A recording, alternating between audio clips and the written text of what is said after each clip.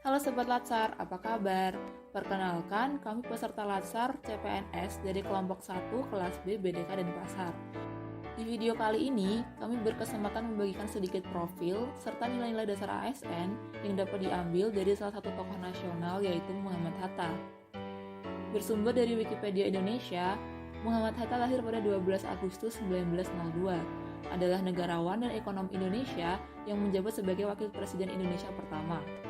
Ia bersama Soekarno memainkan peranan sentral dalam perjuangan kemerdekaan Indonesia dari penjajahan Belanda sekaligus memproklamirkannya pada 17 Agustus 1945.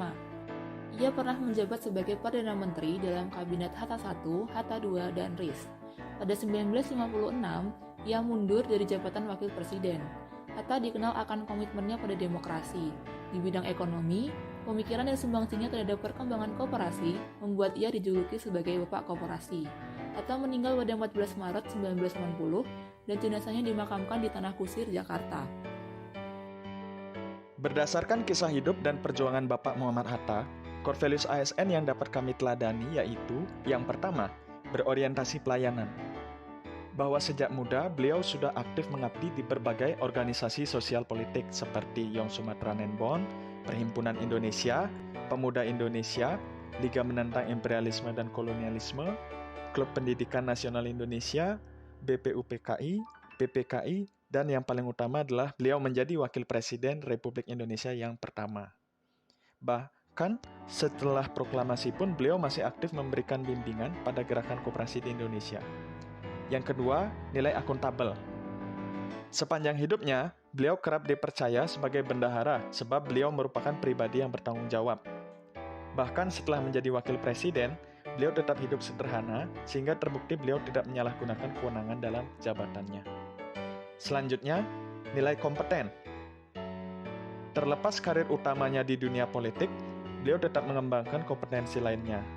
Pada tahun 1921, beliau menempuh studi ke perguruan tinggi di Handelshogeschool yang sekarang menjadi Erasmus University untuk memperoleh gelar doktorandus di bidang perdagangan atau bisnis. Pada tahun 1956, beliau memperoleh gelar kehormatan akademis Dr. Honoris Causa dalam ilmu hukum dari UGM di Yogyakarta. Nilai berikutnya yang bisa kita teladani yaitu harmonis.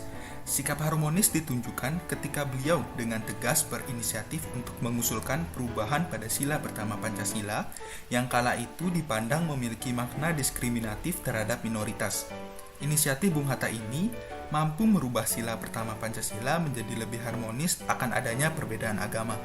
Semangat kesetaraan dan kebersamaan inilah yang harus terus kita teladani untuk bisa melahirkan Bung Hatta baru di masa kini. Selain harmonis, Bung Hatta juga dikenal dengan loyal. Tentu kita semua sudah tahu bagaimana kesetiaan beliau terhadap bangsa ini. Dari usia muda hingga akhir hayatnya, beliau terus memberikan segenap jiwa dan raga untuk kemajuan Indonesia.